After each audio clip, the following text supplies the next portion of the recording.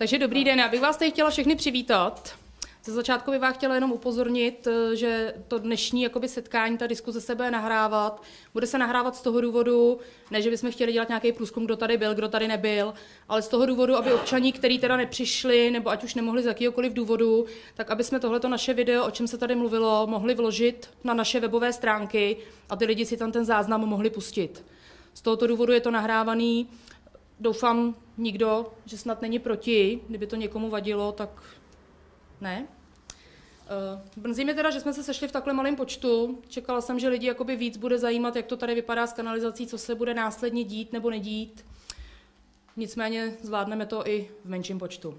Chtěla bych tady přivítat naše hosty, jelikož jsme prezentovali, že zde budou hosté, kterých se můžete zeptat přímo na konkrétní dotazy. Jsou to hosté, kteří jsou kompetentní k těm daným otázkám nebo k tomu danému programu vám zodpovědět vaše dotazy. Za firmu Ingem, inženýrská akciová společnost, která zpracovávala projekt na kanalizaci a celkové odkanalizování obce, bych vám chtěla představit pana Petra Chvojku tále, a pana Alfreda Samka, který tady projektoval i některým lidem domácí čističky odpadních vod, takže si myslím, že ten Vochov má poměrně dobře zmapovaný. A pana inženýra Petra Janouška, který tady tak nějak komunikoval s občany, od kterých byly potřeba souhlasy ohledně pozemků, kudy kanalizace povede a tak dále. Takže i ten si myslím, že taky tady tu obec poměrně dobře zná. Dál bych tady chtěla přivítat paní Lenku Šeflovou, která je ředitelkou Centra sociálních služeb město Toužkov a zodpovívám případné dotazy a podávám informace k bodu programu péče o seniory. Pan Miroslav Kopenec, manažer segmentu speciální služby Securitas, ten vám podá informace, co se týče současného kamerového systému, kde by bylo třeba udělat nějaké zásahy, jakým způsobem ty kamery dál rozšířit a jak vlastně zvýšit kompletní bezpečnost tady v obci. Tak, jenom na začátek bych ještě chtěla poděkovat panu Soukupovi, Keramika Soukup, za sponzorský dar ve formě toho, že nám zaplatil autobus na výlet do Mariánských Lázní. Bohužel z pracovních důvodů není přítomen. A chtěla bych ještě poděkovat tále Ondrovi Zapomnělovi za pronájem billboardu za cenu více než lidskou, abych tak pravdu řekla. Pan Zapomněl tále v té hnědé bundě. No vidíte to. jako žáka, že jo? Ne. Jako tatínka, který tam vodí syna. Jo, takhle. A já tam vodím vnučku. Tak to jo. Tak a my bychom teda začali asi tím, co obec úplně nejvíc pálí, a to je kanalizace. Je tady nějaké nařízení Evropské unie pro obce do 2000 obyvatel, do kterých spadáme, kdy podle tohoto nařízení by obec měla být odkanalizována snad do roku 2016, do konce toho roku 2016, pokud se něco nezměnilo. Takže si myslím, že tahle ta otázka je asi tady jedna z nejdůležitějších, protože si myslím, že to pálí tady nás všechny. Nemyslím si, že všichni občané Vochova budou schopní na vlastní náklady do roku 2016 doma vykopat čističku, usadit ji. Další věc je, že nikdy k tomu nedonutíme 100% občanů. Někdo ty možnosti prostě nemá. Takže já bych předala slovo pánům z Ingemu, aby vám podali základní informace. Veličku předáme mikrofon. Tak, ale já myslím, že mě bude i bez mikrofonu celkem přiměřeně slyšet. Slyšíte mě všichni, tak asi. Jo. Tak. A já začnu teda tím, že se pokusím případně s pomocí, tak ten výborný, tady bude spolupráce v praxi. Tak. Nejdřív ze všeho rozbalíme situaci, která, ještě mi podaří, že to ještě ten poslední rok ukazuje, jak je teda naprojektované kanalizační síť pro obec Vochov ve stádiu projektu pro územní řízení. Tady se asi hodí říct, že ta projektová dokumentace v každém případě se musí zpracovat ve 2 stupních. Tohle je pouze první stupeň, na základě kterého by mohlo být vydáno územní rozhodnutí o umístění stavby. Na jeho základě by obec mohla požádat o přidělení dotace a následně zpracovat projekt pro stavební povolení, až teda stavbu realizoval. Současný stav z naší strany jako projekční kanceláře je následující. Je zpracovaný projekt pro územní rozhodnutí a k tomu projektu jsou vydaná souhlasná stanoviska toho, čemu se říká dotčené orgány státní správy a správci sítí. To znamená všechny ty dráhy, správci silnic, správce lesa, odbor životního prostředí a tak dále. Všechny ten úhrn, který zná každý, kdo za stavebním úřadem někdy měl tu radostnou příležitost komunikovat. Takže s těma úřadama už by problém nebyl. Na trase se nachází značné množství soukromých pozemků, nebo pozemků, které jsou v soukromých rukou. Je to teda především v tuhletom úseku, tady nahoře, to pak pan inženýr Samek řekne, co tam je za ten. A i těch souhlasů, těch vlastníků je plus minus asi 80, od kterých bude třeba ten souhlas získat. A dnešní stav je, že jich vlastníme třeba 90%, takže chybí takový něco, co bych pojmenoval závěrečný úsilí, zmocnit se těch několika posledních chybějících souhlasů a pak by bylo lze teda mít územní rozhodnutí. Tím jsem zatím vyčerpal sebe, doufám, že ne posluchače, a teď vám pan Samek řekne, jaká je teda koncepce toho vlastního odkanalizování, což já bych nedokázal. Takže já možná budu sedět, abyste viděli na tu mapu. Koncepce toho odkanalizování je, že by byla pro obec vypracována kanalizace nebo vybudována kanalizace oddílná, prosím vás. To znamená, že stávající kanalizace, která v obci mnohdy je, kam máte napojený ty domovní čistírny, když to nemáte napojený do potoka, je, že tady máte hodně jich napojený do té kanalizace, tak to je jenom dočasný stav, kdy se tomu říká povolení k volným výústem. A napojení do kanalizace s volnou výústí, kde ty domovní čistírny máte napojený, nebo ty septiky s filtrem. Septik samostatný nemůže už existovat podle zákonu. To znamená, prakticky se jde na novou kanalizaci v obci Vochov, kam budou napojeny splaškové vody. To, co tam smí být napojeno, je klasická sociální kanalizace, to znamená, bude to v kanalizačním řádu. Je to jako prakticky na domovní čistírny, to znamená žádná dešťová voda, žádný balastní vody, drenážní, čistě splaškové vody. Je to i z důvodu nejenom koncepce, jak se dneska ty obce jako čistí, je to i jednodušší po stránce funkčnosti čistírny, je to i výhodnější z hlediska dotací, protože na splaškovou kanalizace, když se tedy splní všechny ty předpisy, na oddílný systém se spíše dávají finance.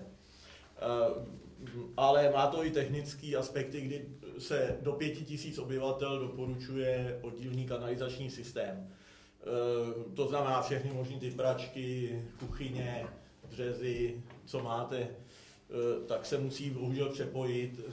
A to je taková jedna věc, kdy Tuhleto je projekt, prosím vás, pro územní rozhodnutí, potom pro projekt pro stavební povolení. Budeme s každým komunikovat, aby si řekl, kde by tu přípojku chtěl, ale to je až v rámci dalšího stupně projektu, kdy všechny občany sezveme někam, většinou to děláme buď v sálech nebo tady třeba, a potom si každý řekne. Ale teď k té koncepci. Takže podařilo se nám prakticky celou obec odkanalizovat, kromě nějakých malých výjimek, domovních čerpaček, tak většinou všechno gravitačně. S tím jsou trošinku spojeny ty komplikace majetkoprávní, protože samozřejmě v nejnižších místech, kde jsou soukromí vlastníci, ale je to nejlepší způsob, jaký může být, protože jakýkoliv čerpání je problém, když ta voda teče gravitačně z kopce dolů, je to samozřejmě nejlepší i nejefektivnější. Byly zvažovány 3 koncepce. Už víte, že tady kdysi byla nějaká studie. V podobném místě byla tady čistírna, ale s odpadem do toho Vochovského potoka, který nám povodí zakázalo prakticky z hlediska dnešních zákonů, což nebudu tady zkomplikovat nějakou situaci. Prostě dneska platí nařízení o vypouštění do vod povrchových a prakticky je nutno to vyústit až do řeky. Ještě se tu zvažovala koncepce připojení do Křimic na čistírnu a tam se dělala nějaká bilance a vodárny to prostě nepovolily, byly by tam značně nákladné opatření na té trase, takže do Plzně ne. A začala se řešit koncepce samostatné čistírny, která by byla tady, když přijíždíte do obce vlastně po té hlavní silnice napravo, úplně mimo obec, s ochranným pásmem, celá zakrytá, a vlastně polozapuštěná, protože víte, že tam je ta silnice nad násypu. A tam bychom se dostali gravitačně a gravitačně jsme zvažovali kam. Tuto je už výsledná situace, protože nejdřív samozřejmě jsme šli nejkratšíma cestama do řeky sem, měřilo se to a všude se byli, že bychom se tam gravitačně nedostali. Jenom čerpáním za čistírnou, což je prostě složitý a provozně neekonomický. Tak se vynašla trasa podjezd v Malesicích, to znamená jdeme kouskem na katastr Malesic, podjezd, kde už to vejškově vychází, kde ta vyčištěná voda sice má menší spád, ta kanalizace, ale dostaneme se tam gravitačně, máme to celý zaměření, to území, prosím vás, jo, takže je to realita. Takže proto ten odpad jde touhletou krkolomnou cestou pozemkovou, ale samozřejmě víte, že tady v té obci není ještě digitalizace, takže je tu katastr nemovitostí a pozemkový katastr. Tím se to všechno komplikuje z hlediska těch vlastnických vztahů, protože jsou tady ty nudle těch pozemků, který musíme projít. Jinak čistírna bude v zakrytém objektu s ochranným pásmem 25 metrů. Vlastně řešíme to tak, aby se tam všichni mohli umístit, připojit a potom v dalším stupni budeme skutečně svolávat. Dostanete, pokud se to projektovali, dostanete další stupeň, další takový formulář, který máme ve zkušenosti, rozdáváme ho a každý si tam napíše nám nějaké věci, kde předpokládá, kde má dneska připojení, protože známe to, že některé baráky mají zvlášť sociální a zvlášť třeba kuchyni nebo dřezy, ty starší domy. No a to je vlastně to místo, kde potom vysadíme odbočku. Samozřejmě potom se zpracovává projekt přípojek, kdy přípojky nejsou vodním dílem, jako celá dokumentace jde na schvalování odboru životního prostředí, ale přípojky schvaluje stavební úřad. Takže tyto přípojky se potom projektují zvlášť a přípojka je vždycky na pozemek vlastníka, většinou je to do nějaké šachty nebo za plot pozemku, to je charakterizovaný jako přípojka a tady až do této šachty to provozuje provozovatel veřejné kanalizace a čistírny, ale vlastník přípojky je ten, kdo vlastní ten pozemek, tu nemovitost. Takže to je asi k té koncepci. Jinak v současné době se staví jedna čistírna 900 obyvatel přímo, tedy už by měla být za chvíli dokončená. Je to v Hradci u Storan a 900 obyvatel. A musím říct, že takovou jako poměrnou část obyvatel, kteří jsou rádi, že se připojí, jsem ještě dlouho nezažil, protože tam byla účast na 99,5% nebo 99,9% lidí, protože v dnešní době řešení pomocí žump není řešení do výhledu. Navíc obec se má hodně rozvíjet podle územního plánu. My samozřejmě ta čistírna je naprojektována podle územního plánu, cirka skoro na dvojnásobek počet ekvivalentních obyvatel, než je dneska. A my tam se všema těma rozvojovýma lokalitama, které se nám sdělili, tak buď počítáme přímo s stokou, anebo při nejmenším kapacitně. A nebo kapacitně. Kapacitně je to spočítáno na výhled podle územního plánu. Já bych do toho možná nastoupila, že podle územního plánu, podle těch rozvojových ploch, tak je do 10 let, pokud by se zastavilo všechno to, co je v územním plánu naplánováno, tak by do 10 let měl mít Bokov 1670 obyvatel. Pokud by se zastavily všechny plochy, které jsou dané v územním plánu jako určený výstavby, ať se to týká za Stodolou, za Hřištěm, tadyhle vlastně část těch skoků. Pokud by tohle všechno bylo zastavené, tak 1670 obyvatel je plán podle územního plánu v rámci té zastavitelnosti. To je jenom, že pan Slamek na to... Já myslím, že jsme teda řekli, co jsme chtěli, nebo co jsme pokládali za potřebný. Ale to neznamená, že bychom se nepokusili odpovědět na všechno, co jsme třeba neřekli nebo zapomněli. A nebo budete chtít, tak samozřejmě... Tohleto mapa, aby to nevypadalo, že je to jediné, co jsme vytvořili. My máme s sebou značnou část toho projektu a ještě mnohem větší doma, ale už tady máme tady teda, tohleto je ještě rozložen na 6 nebo 7 map, který tady máme s sebou, totiž kdyby někoho už teď zajímalo, jak to přibližně vede okolo jeho objektu, tak jsme schopni i třeba vedle to ukázat. Tuto je přehledná situace prakticky. Ta nám sloužila hlavně pro ty majetkové věci a pro takový super přehled. Tak jinak ten projekt je teda rozsáhlejší. Možná, že poprosila Petra, jestli nám třeba může říct něco ohledně, nebo kdo z vás nám třeba může říct, jaký jsou předpokládané třeba náklady na tu kanalizaci, Poslední moje informace byla, že snad kolem 50 milionů, včetně té čistírny odpadních vod. To je spíš otázka na pana Samka ještě. No, je to ve fázi územního rozhodnutí a tak nějak jsme odhadovali ty náklady. Takový číslo je uvedený v projektu, my s ním při tom podání pracujeme, protože ty předpokládané náklady se uvádí, ale jako nemyslíme si, že je teďka nutně uvedeno správně, prostě to se zjistí až v tom dalším stupni. Snad to dává nějakou představu o tom, jaký by to byl náklad. Rozuměno teda asi z toho vyplývá, že je nutné vynaložit veškerý úsilí a zmocnit se nějaký dotace k tomu. Jinak dotace by se žádala z regionálního operačního programu Jihozápad prostřednictvím Krajského úřadu Plzeňského kraje a je tam možnost získat z celkové té částky 90%. To si myslím, že je hodně, že i kdyby ty náklady opravdu byly 50 milionů, tak já si myslím, že jelikož je to dotace, která je průběžně financovaná, to znamená, že ji nevyplatí, až to obec někdy celý zaplatí, takže teprve pak dostaneme peníze. Tam se průběžně dokládají doklady a ty peníze jsou propláceny vlastně hned obci zpátky. Takže je tam průběžné financování. Není to o tom, že by se obec musela zauvěrovat 50 milionama, 2 roky prostě to někde někomu splácet nějaké bance a pak je možná dostane na zpátek.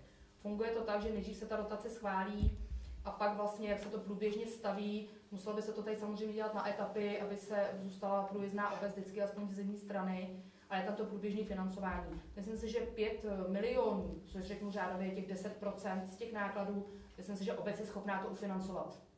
Bez jakýkoliv uvěrování. Když vemu, že v současné době je rozpočet obce na jednoho obyvatele, nebudu tady teď dělit jakoby složitě, kolik je z DPH, kolik je z daní z příjmu a tak dále. Prostě když vemu rozpočet děleno počtem obyvatel, tak v současné době je na jednoho obyvatele 11 500 korun. Máme informace o tom od pana Zapomněla, kterého jsem v této věci kontaktovala, že v lokalitě za Břištěm by mělo být zhruba 250 lidí do 2 let, v tom, co se bude stavět. Takže tam je téměř 3 milionový nárůst vlastně rozpočtu jakoby obci do plusu. Já opravdu si nemyslím, že těch 5 milionů v průběhu toho, kdy se ta kanalizace dělala, že by to nebyl problém to ufinancovat z vlastních zdrojů, bez jakéhokoliv úvěrování. Když pominu to, že obec samozřejmě proti úvěru nemá co zastavit, protože nemá téměř žádný majetek. Takže jenom asi takhle bych to doplnila. A ještě jsem se teda ptala venku pánů, jestli jsme schopní, když by se dotáhlo těch 6 lidí, nebo kolik tam schází. Plus minus, nechci teď to číslo přesně. Kde schází ty souhlasy, pokud by se tyto lidi konkrétně oslovili, tak mi pan Janošek potvrdil, že jsme schopní do konce roku mít územní rozhodnutí a mít podanou žádost o dotaci. Ta Evropská unie není nekonečná, nebudou ty peníze dávat pořád. Tam je třeba žádat, dokud tam ty peníze jsou. Může se stát, že příští rok už nám řeknou, že tam žádný peníze v tomhletom operačním programu nejsou, takže nám je prostě nedají. Já si myslím, že v letošním roce podat žádost o dotaci, že máme jednu z posledních šancí vůbec tu kanalizaci s tou dotací udělat. Proto si myslím, že to je docela téma, který tady je hodně důležitý. Ještě bych tomu řekl, ta dokumentace pro územní řízení tak řeší koncepci celé obce. Jinak potom ten další stupeň už se může etapizovat podle, samozřejmě potřebujeme určitý procento lidí napojených na čistírnu, aby ta čistírna fungovala. A může se to etapizovat na několik prostě etap. Ten případ skutečně může nastat, když by ta dotace třeba ukázala to, že by řekli, že nám nedají na celý ten rozsah, ale řekněme na čistírnu a na nějakou část, jo. Pak by se mohlo přistoupit k nějaký etapizaci, ale tohle to my v tuhle chvíli teda nevíme. Jo. Ta etapizace může nastat celkem v jakýmkoliv rozsahu. No. To je podle situace, ale nejdřív se řeší napojení co největšího producentů obyvatel, to znamená hlavně stávající zástavba. A samozřejmě tady vás bude pálit asi to, že tady má být ten průtah. Takže aby se všechny ty sítě dali do té silnice, aby už se do ní znova nekopalo, že? Jo, takže to má i svý návaznosti, o čemž budete mluvit asi dál. Navážeme na to. Chce se někdo na něco zeptat? Napadlo někoho něco ještě k té kanalizaci? Tak já bych pokračovala teda těma chodníkama a komunikacema, které jsou samozřejmě v návaznosti na tu kanalizaci. Prosím. Takže jestli... Žádný dotazy, teda pokud nikdo nemáte, tak... Tak v případě jsme s pánama hovoří teda.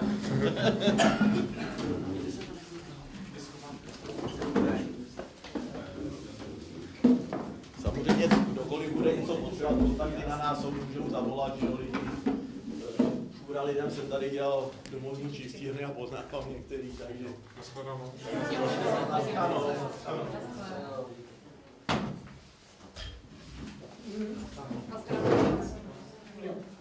Já bych teda navázala na ty komunikace a chodníky v souvislosti s tou kanalizací. Většina z vás asi ví, že je tady zpracovaná projektová dokumentace, že je tady zpracovaná,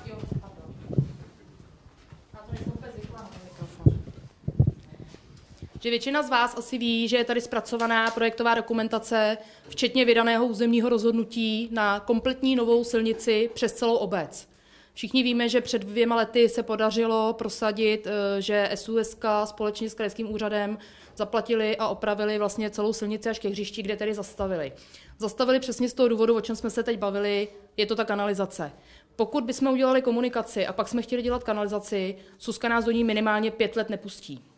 To znamená, že bychom s tou kanalizací byli lidově řečeno v háji.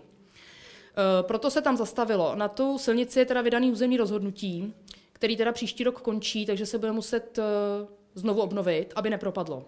Je na to zpracovaný projekt, kompletně všechno vlastně jenom začít. Je v souvislosti s tou komunikací, je domluveno na vodárnách, že při tom odkrývání té silnice vodárny by si zkontrolovaly svůj vodovodní řad, případně kde by bylo potřeba vyměnit. Ta voda tady taky není vedená chvíli, pan Sládek možná bude vědět, jak dlouho je tady dělaná voda, 40 odhadem. Takže myslím si, že po 40... Myslím si, že po těch 40 letech asi někde možná nějaké nedostatky budou, který, když už to teda bude odkrytý, protože i pak by byl problém, že pokud by to nebyla havárie, do toho zase pustit ty vodárny a tak dále. Myslím si, že by nebylo od věci při těch výkopech ještě domluvit s elektrárnama, že by některé to elektrické vedení a tak dále se mohlo sundat tady z těch baráků, jako to je třeba u Švihovců nebo na obecním úřadě ty konzole a přendat to do země. Udělat to všechno při jedných výkopových pracích. Protože samozřejmě ty výkopové prace, když to vemu, je to jedna z hodně docela drahých položek v těch celkových nákladech. Hlavní komunikace, jelikož není naše, tak tam je úhrada z toho krajského úřadu Plzeňského kraje a správy a údržby silnic. Místní komunikace jako takový jsou obce. To znamená, že ty bude dělat obec za svý, stejně tak jako chodníky, obrubníky a parkovací stání, které jsou tady při té hlavní naplánovaný, naprojektovaný. I na tohle se dá čerpat z Evropské unie v rámci toho, že se dělá ta kanalizace, tak následně na to navazuje další dotace, kde lze opět čerpat peníze na obnovu komunikací po připojení těch inženýrských sítí a tak dále. Takže ani na tohle by nebyl problém získat dotaci. Jde jenom prostě o to, jako by se o ty dotace starat, oběhat, vyběhat, aby prostě ty dotace byly. Jo, takže za obcí by šly místní komunikace, chodníky, obrubníky, případný parkovací stání, které teda jsou plánované jenom tady při hlavní. A ještě vás jenom uklidním, byť se to teda měnilo asi na 4krát, u Rybníka kruhový objezd nebude. Poslední stanovisko pana Froňka z dopravy je, že kruhový objezd nebude, je to naprojektovaný, je na to vydaný to územní rozhodnutí bez průtahu, bez kruhového objezdu u Rybníka. Myslím si, že by to byl nesmysl a že by to tam akorát ještě zkomplikovalo situaci. Samozřejmě i s tou komunikací, tak několikrát ještě, když jsem byla na úřadě, tak jsme urgovali ten můstek dole u Rybníka. Jezdí tam přes to kamiony a tak dále, takže nám řekli, že oni ho budou řešit opravdu až v souvislosti, kdy se bude dělat nová silnice. Do té doby ne. Nechtí tam dát ani označení tonáže v tuhle chvíli. Takže někdo něco ke komunikacím, chodníkům? Ne. A když se ty chodníky tady budou dělat? Ty by se jeli zároveň s tou novou silnicí, až by se dělala ta silnice po té kanalizaci, tak zároveň s tím by se vlastně jeli chodníky. Řeknu příklad, začne se dělat kanalizace od spoda, takže od spoda, až se bude pokládat koberec, prostě silnice, tak rovnou s tím prostě byste jeli chodníky. Tak, jak by to postupovalo, tak musí to jet současně. Tady. To je kdy? No, to záleží na tom, kdy těch 6 lidí nebo 7 lidí podepíše ten souhlas s tou kanalizací, aby se mohlo podat ta žádost o to územní rozhodnutí, jak tady říkal pan Samek s panem Janouškem. No a já si myslím, že když by to dobře dopadlo, že třeba do května by mohla být ta dotace na tu kanalizaci schválená, mohlo by se příští rok začít. No. Je to všechno, je to odvislý, tady spousta věcí je odvislých od té kanalizace. Na tom tady visí strašně moc věcí. Jo, samozřejmě můj názor je ten, že bychom to měli stihnout v tom horizontu těch 2 let, kvůli tomu nařízení té Evropské unie o tom odkanalizování obce, ale je tam i to, že kdybychom to nestihli, pokud by ke konci roku 2016 bylo více jak 50% obce odkanalizováno, více jak 50% těch prací hotových, tak lze zažádat o výjimku, že by nám tu lhůtu třeba ještě o rok prodloužili. Ale je tam ta podmínka toho minimálně to lehce nad 50%, že musí být hotovo. Aspoň teda podle informací, které jsme získali na krajském úřadě. Já bych ještě teď poprosila teda k dalšímu bodu. Bych dala slovo tady panu Kopenecovi ohledně bezpečnosti v obci a kamer, aby jsme tady úplně zase nedrželi celý odpoledne. Že jsme tady před zhruba 3 lety začali s kamerovým systémem, který teda má samozřejmě nějaké pozitivní výsledky. Neříkám, že ve 100%, to asi si myslím, že nikdy nedocílíme, ale my si myslíme, že by se ta bezpečnost dala ještě zvýšit. Je tady spousta míst, které nejsou pokrytý, bys třeba silnice tady od viaduktu na Hlavní, že by ještě bylo třeba ten kamerový systém rozšířit. A já bych poprosila pana Kopence, který vlastně tyhle ty systémy řeší v rámci celé České republiky, tak aby vám k tomu podal nějaké informace, jak by se to dalo řešit, jaký by to mělo důsledky, následky, jak by to vlastně vůbec fungovalo. Takže dobrý den, ještě jednou. Moje jméno je Mirek Kopenec, ze společnosti Securitas. Jenom ve zkratce řeknu něco o naší společnosti, jak fungujeme, s čím se zabýváme a pak bych vám něco řekl, jak je možné aplikovat bezpečnost ve vaší obci. Naše společnost se jmenuje Securitas ČR s.r.o., jsme národní společnost, naše matka je ve Švédsku. Co se týče České republiky, máme oblastní zastoupení, kde jsme v Teplicích, v Plzni, v Budějicích, v Praze, v Hradci, v Brně, v Ostravě. A dál se specializujeme takzvanými segmentami, kde jsme schopni vždycky mít vytvořený tým, který se čistě specializuje na danou problematiku. To znamená ve státní správě, v průmyslu, v logistice, v bankovním sektoru, v energetice, maloobchodu. A jedním z těch segmentem je speciální služby, který mám já celorepublikově na starosti. Zaobírám se výjezdovýma jednotkama, pěšíma patrolama, bezpečnou lokalitou, která samozřejmě má svoji opodstatněnost a je podporována kamerovým systémem. Tím, že tady máte nějaké kamery, které jsou 2 roky staré, asi dobře víte, jak ten vývoj jde dopředu. To znamená, jakákoliv kamera, která byla před rokem výborná, tak dneska je zastaralá. Ideální věc pro vytvoření bezpečné lokality je, tak jak to máme vytvořený, a budu mluvit konkrétně, jestli jsme v Plzni, v Praze, v Brně, v Olomouci, v Ostravě, tak máme to vytvořené na bázi, kde si vytvoříme bezpečnou lokalitu, kde je páchaná trestná činnost, anebo na základě toho, aby byla prevence. To znamená, že jsou různé hlídky o 2, 3, 4, 5 lidech, a která je samozřejmě podporovaná kamerovým systémem. Dnes samozřejmě naše společnost, tím, že ten vývoj jde dopředu, se snažíme dávat kamerové systémy s analýzou, kde ta kamera dokáže vyhodnocovat to, co si naprogramujeme. To znamená, uvedu příklad, máte tady nějakou mateřskou školu, nebo zdravotnické zařízení, nebo obecní úřad, cokoliv, co je předmětem zájmu hlídání. Veškerý kamerový systém je sveden na nějaký dispatching a v případě, že dojde k narušení toho objektu na té obrazovce, na které v současné době drtivá většina funguje tak, že v tom dispatchingu sedí člověk, který je a musí koukat na ty kamery a na ty obrazovky. Problém je, a řekněme si na rovinu, kdo z nás to vydrží celou dobu koukat 12 hodin na nějakou kameru.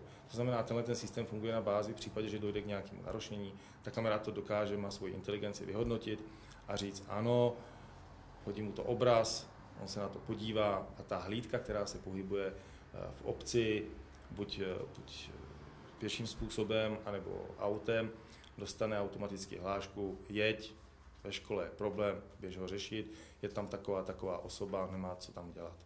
Takže doufám, že jsem to vysvětlil docela srozumitelně jednoduše. Nejsme od toho, aby jsme hlídali a seděli a koukali na kameru a na obrazovku celý den, ale máme to propojené s tou praxí, s tím, že ta hlídka, která preventivně působí v obci proti páchání trestné činnosti, tak je ve spojení s tím dispečerem, který současně může vykonávat další a další činnosti. To znamená, naše podpora těm občanům směřuje i v tom smyslu, že existuje takzvaný přenosný pagery. V případě, že jakýkoliv z vás člověk by měl potřebu pomoct, to znamená, je mu nevolno, Existují pagery, které dokážou zmáčknutím vyslat signál na ten dispatching, ten člověk vidí, ano, paní Kopencová má problém, já zvednu telefon, zavolám, co se děje, v případě, že se ta paní neozývá, má určitě nějaký problém, hlídka dojede a problém řeší. Dá se na to napasovat spoustu věcí, i když bych měl říct od věcí, a v současné době máme lokalitu v Hrnčířích, kde jsou i seniori, potřebují dojít nakoupit, je to spojené s tím, že ona si zmáčkne pager, naše hlídka přijede, dostane seznam, hlídka to přiveze. To znamená, není to jenom o tom, že dokážeme působit na poli bezpečnosti, ale samozřejmě snažíme se těm lidem víc říct a hlavně jejich potřebám. Někde ta trestná činnost má větší nápad, někde menší, takže těch potřeb od těch občanů je daleko víc a nejenom na to, aby jsme dohlíželi na řešení těch fyzických napadení anebo páchání té trestné činnosti. Takže dá se s tím spojit opravdu cokoliv.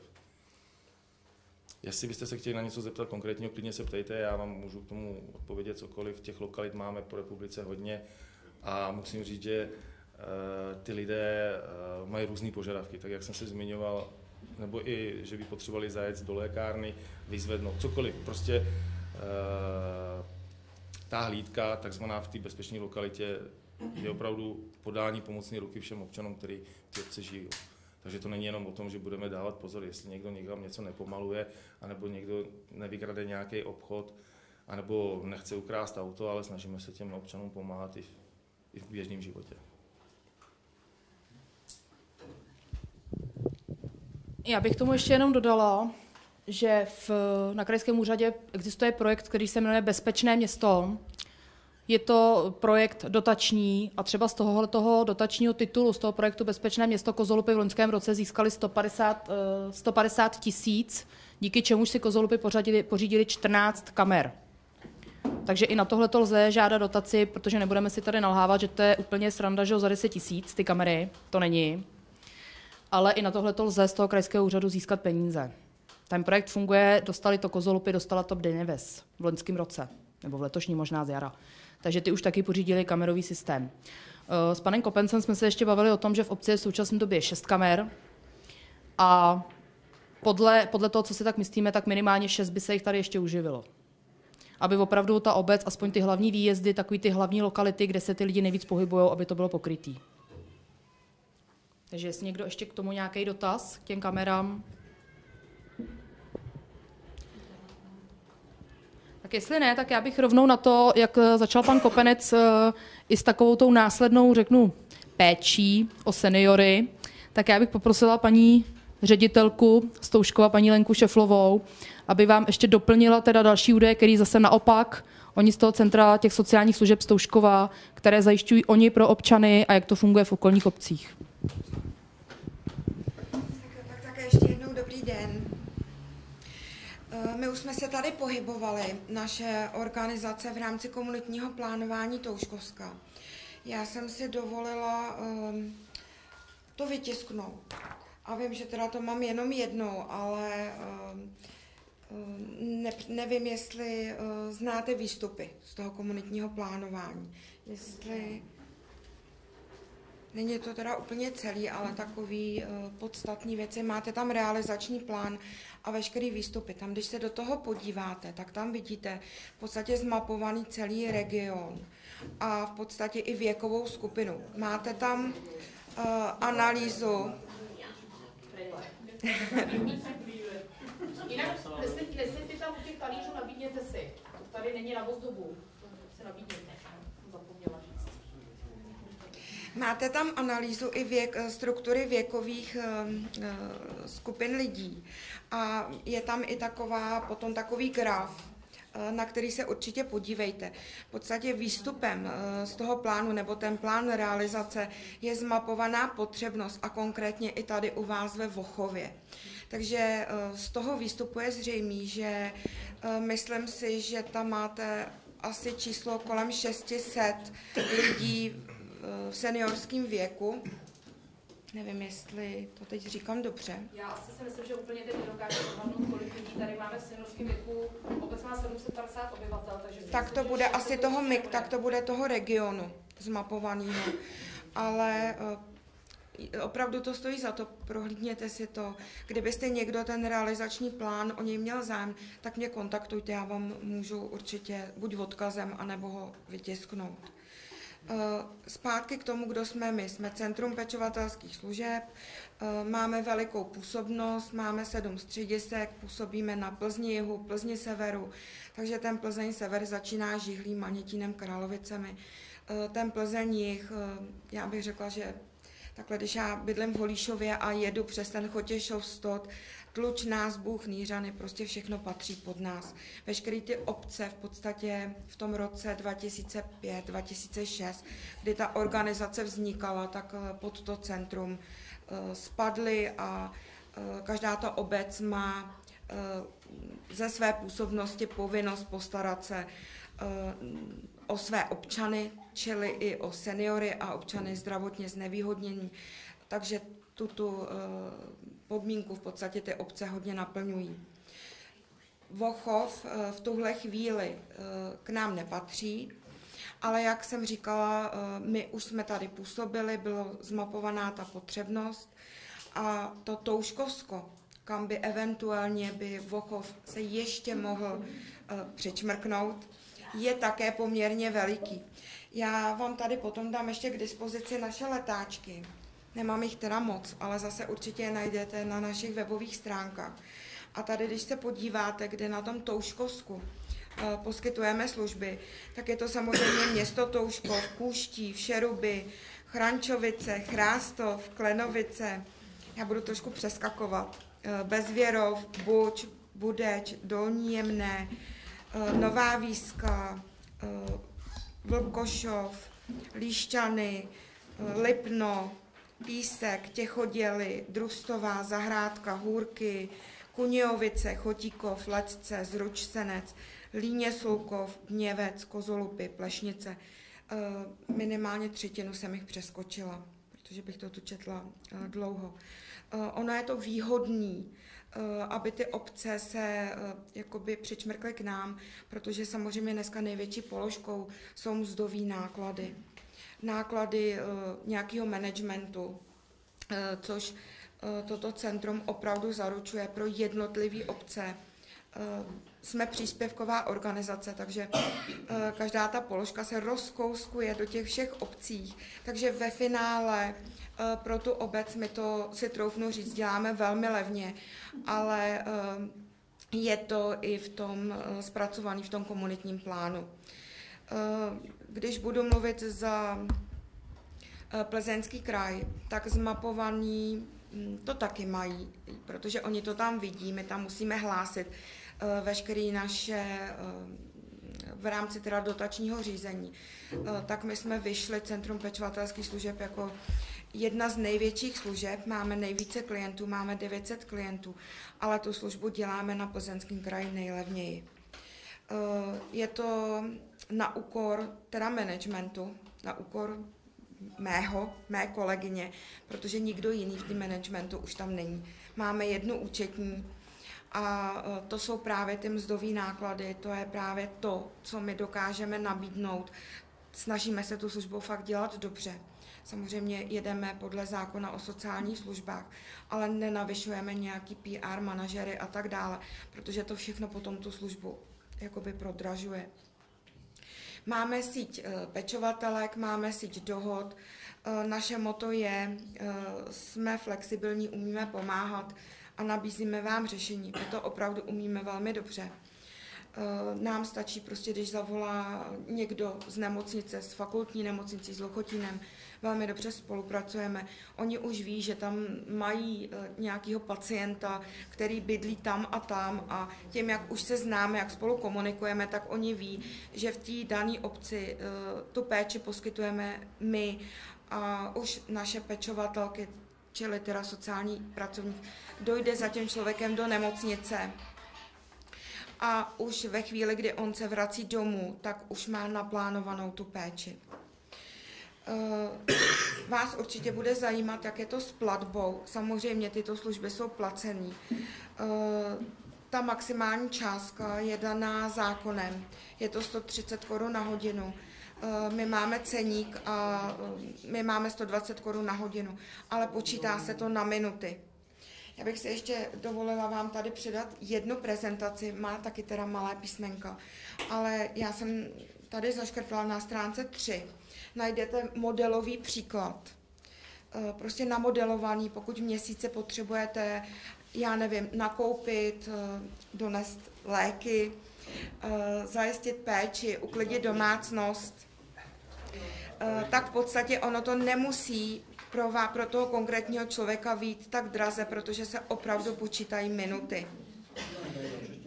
Pokud pečovatelka tady by běhala nebo běhá někde po městě po nákupech, tak se i ten její čas strávený na tom nákupu rozpočítává těm lidem. Takže možná mluvíme o 10-20 Kč za ten nákup. Jsme schopní dovést oběd, jo, což je vždycky největší kámen úrazu, protože já mám taky povinnost zajistit takovou jídelnu, která zase mě říká zákon, která splňuje k dané cílové skupině určitý pravidla, což je zdravá výživa a tak dále. Ale to je to, co těm lidem většinou nechutná. Takže my se zase snažíme využívat místní jídelny, zdroje, ať jsou to školní jídelny, nebo nějaký vývařovny, nebo nějaký i podnikatel, který má restauraci. A v podstatě se snažíme ty jídla dovážet kolikrát i individuálně, protože tady teda, aby jsme měli v tomhle směru spokojení klienty, tak to asi nejde. Jo, protože to jídlo se řeší stále dokola. Já nevím, spíš se ptejte, protože já tady opravdu můžu ještě takovým monologem mluvit další hodinu, ale abych jsem se třeba zacílila na to, co potřebujete vědět vy. Já bych se ještě jenom zeptala, jak to je potom ve spolupráci s obcí. Je tam nějaká paušální sazba na zajišťování těch služeb? Jak se na tom obec podílí? Co to pro obec obnáší? Ano, je třeba uzavřít smlouvu s námi tady s Centrem pečovatelských služeb o nákladech. A ten paušál, je tam příspěvek na ředitelství, který dělá ročně 34 000. Pak tam je ještě jedna povinná položka a to jsou odpisy na auta. A to záleží zase na zastupitelstvu nebo na Městské radě města Touškova, jaký se na ten rok zvolí v podstatě to procento toho odpisu. Takže v současné chvíli tam nacházejí celkovou částku kolem 6 000 ty jednotlivé obce. Ono taky záleží na tom, jak máme ve fondu nastřádaný peníze na nákup nového vozového parku a jak je stáří těch jednotlivých aut. Tohle to spíš by byla otázka na naší účetní. A potom se nějak stanovují ty odpisy. Zase tím, že těch obcí pod náma je 33, tak se to všechno rozpočítává a není to ten jeden náklad pro tu jednu jednotlivou obec. Takže to je všechno. Víceméně, co se týká z naší organizací, tak já mám i zpracovanou jakoby vývoj dotace, kterou tu organizace dostává v podstatě od roku 2005. Já to úplně zkrátím. Oni do roku 2011 dostávali celkovou výši dotace ministerskou i krajskou do 2 milionů. V roce 2013, 12 a 13 jsme to ohromně zvedli a v roce 2014 my máme 7,5 milionů. Takže to totiž poznají ty jednotlivé obce. A hlavně my v určitým máme pravidla na rozdělování dotací. A je to postavené tak, aby tu dotaci v podstatě neschrábly ty veliký nákladové obce. Ale Plzeňský kraj měl požadavek a dostáváme i jeden určitě důvod je, proč máme tak velikou dotaci, aby bylo myšleno právě na ty malé obce. Takže já můžu s určitostí říct, že každá takováto malá obec, která k nám patří, tak má téměř 100% zaplacený mzdový náklady. Já mám úplně dobře zmapovaný Dobřany. Dobřany mají náklad roční 2,5 milionu a čistý náklad obce, nebo města Dobřany, který musí vzít ze svého rozpočtu, je 470 000. Jo, proto říkám, že my tu službu opravdu umíme udělat hodně levně. Ale ten paušál na ředitelství a ty odpisy, s tím opravdu nic neuděláme.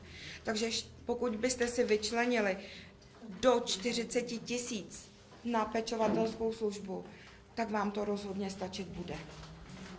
Já si teda zase myslím, že těch 40 000 za rok není tolik, když se to rozpočte na 12 měsíců, tak to nejsou, já nevím kolik, 3400 korun měsíčně, řeknu, položka. To je směšná částka, když to zase položím oproti mzdy pečovatelky, jo, kterou já vám tady můžu nechat dle potřeby. Opravdu tady, pokud by tady a klienti zájem tady mají, to už jsme zjistili v rámci právě realizace toho komunitního plánování. Tady může běhat pečovatelka na půl úvazku, ze dne na den bude potřeba dalšího člověka, samozřejmě, že neděláme pouze nákupy a tak dále, řešíme veškerou péči o člověka. Jo. Tak tady můžou běhat 3 pečovatelky a v uvozovkách městu to, nebo obci to může být jedno, protože ty mzdové náklady v podstatě od nás ona dostane dotačně proplacený. Jo. Takže to je ta naše flexibilita, to je ta naše ochota, samozřejmě ten cíl, dneska vůbec i cíl státu je, aby ty lidi zůstávali doma, aby žili doma, tam, kde to znají a veškeré ty terénní služby přišly za člověkem domů. My můžeme potom, je ještě jedna výhoda, protože vy tady ve Vochově nemáte dům s pečovatelskou službou. Víte, že těch domů s pečovatelskou službou moc není, ale tady ve vašem okolí město Touškov, Šeruby, Líně, Zbůh, ale ve chvíli, když už byste patřili pod nás, tak je tam takový jakoby ten bonus, že my se maximálně snažíme vám pomoct získat to umístění v tomu domu s pečovatelskou službou. Ne, že bychom my o tom rozhodovali, o tom rozhodují jednotlivý města a obce a jejich městské rady, ale oni se nás ptají na doporučení a my tam potom to doporučení už z této podstaty jakoby dáváme. Samozřejmě, že to doporučení dostane ten člověk, který je potřebný. Jo, který je potřebný na péči druhé osoby, který už nezvládá určitý věci si dělat sám. Není to úplně o věku, jo, protože my máme celou skupinu od 27 let. Jo, někdo má úraz, potřebuje péči druhé osoby a v tu chvíli my už můžeme mu pomoct ty jeho potřeby zajistit. V podstatě jde opravdu o ty vaše potřeby. Jo. Jak jsem řekla, je to placený, ale my vám můžeme pomoci s dávkami, který stát stále ještě má, příspěvek na péči. Nejenom, že vám vytiskneme formulář, ale my vám ho pomůžeme i vypsat, my vám ho i odešleme, my vám napíšeme i odvolání, když se na nás obrátíte, my vám dáme dohromady odůvodnění, my vám pomůžeme s příspěvkem na mobilitu a v podstatě se na nás už dneska i obrací třeba matky v nějaké krizové situaci nebo rodiny v krizové situaci.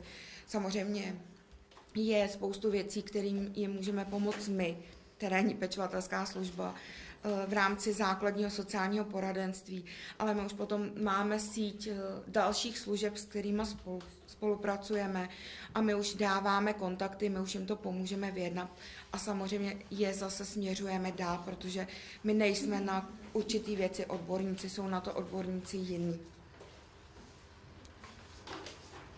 Takže někdo ještě se chce zeptat? Ještě mě napadá, na co jsme narazili tady, ale i jinde, že takový ten ostych, takový, že to ještě není jakoby součástí života té obce, že pečovatelka chodí ke mně domů. Já vás můžu ujistit, že opravdu máme 900 klientů, navyšovala jsem nedávno kapacitu a že to nemusíte se tu toho bát.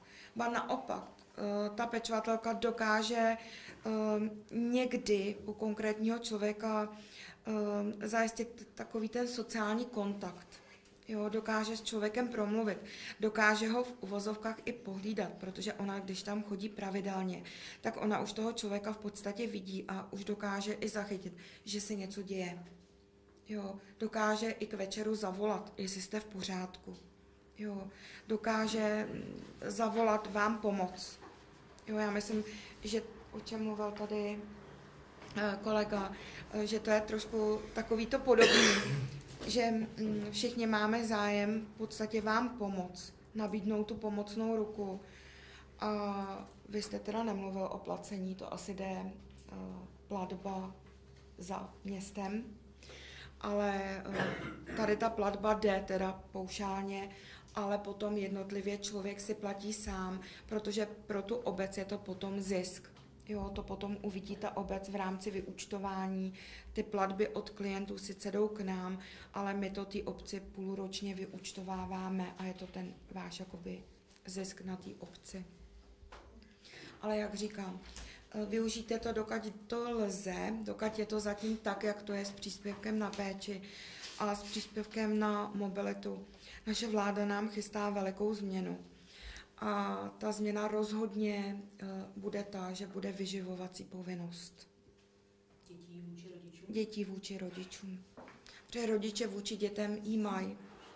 A opravdu se tam bude až 5 let zpátky zkoumat, tak jak ten senior manipuloval se svým majetkem, asi se svými penězi.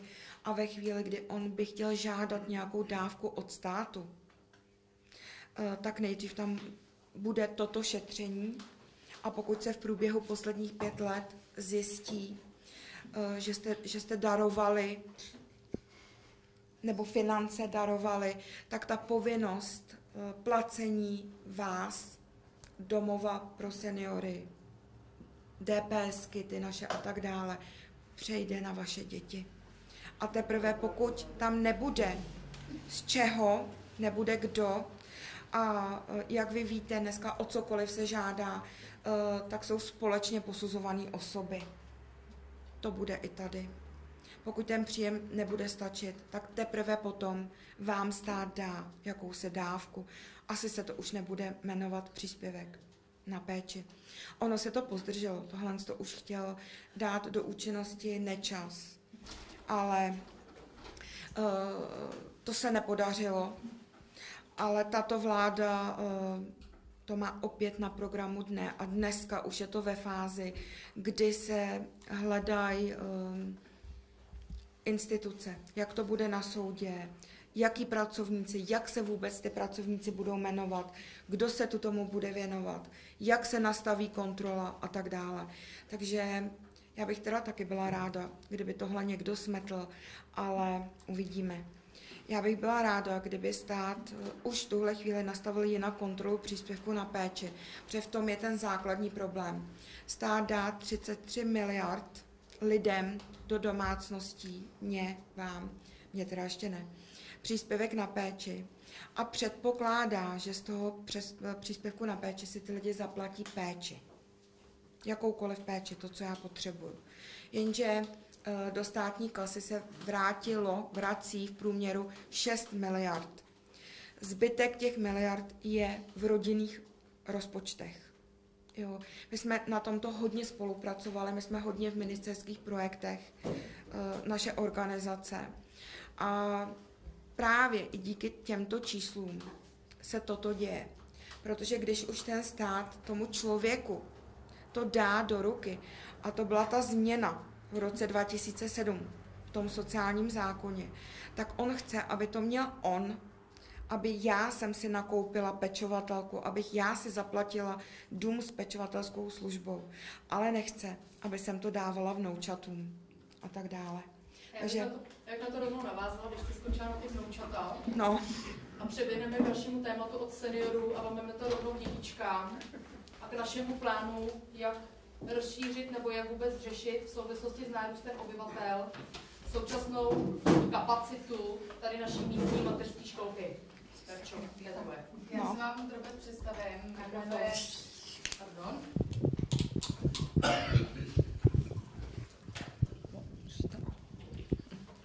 Jmenuji Veronika Křížová. Někteří z vás už mě poznali drobet na výletě, jelikož jsem tady nově bydlící. Bydlím tady vlastně něco přes rok. Když jsme se sem stěhovali, tak mě zajímala, jaká je tady situace v obci. Co tady máte, co tu nemáte, jaký jsou tady možnosti. Takže jsem zjistila, že tady je jeden malý krámek, jedna hospůdka, mateřská školka. Hospůdek je tady dost. Já bych řekla, že Verča mluví o těch oficiálních. O těch oficiálních. Takže jsem si drobně něco zjišťovala tady o té mateřské školce, protože jednou taky budu chtít mít děti. Zrovna tady sedí i moji spolubydlící z Nový bytovky, co je uhřiště u Kravína, tam postavená, který taky si myslím, že plánujou rodinu. Vlastně nám se tam narodily ty 3 děti, které taky budou chtít v budoucnu využívat určitě mateřskou školku. Mateřská školka v roce 2011 měla kapacitu 24 dětí. Jelikož chtěli navýšit, takže v roce 2012 se zažádalo, kdy vlastně byla ta kapacita zvednutá na 28 dětí. Je to strop na metry čtvereční dle zákona a více dětí se tam nevejde. Všechny děti jsou tam vochovský, teď zatím.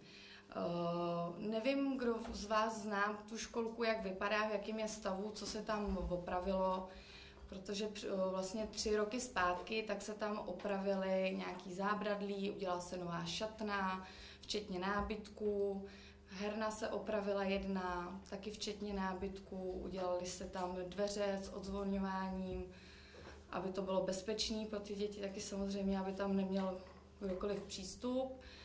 Vlastně školka se nachází, jak asi všichni víte, tady v obecním úřadě v patře.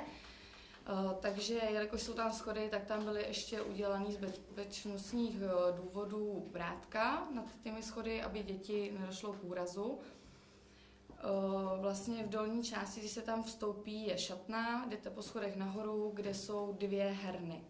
Jedna herna se z části využívá jako jídelna, kde jsou vlastně stolečky pro ty děti a z části je to herna. Jídlo se vlastně, obědy se tam dovážejí, svačinky se dělají přímo v té školce.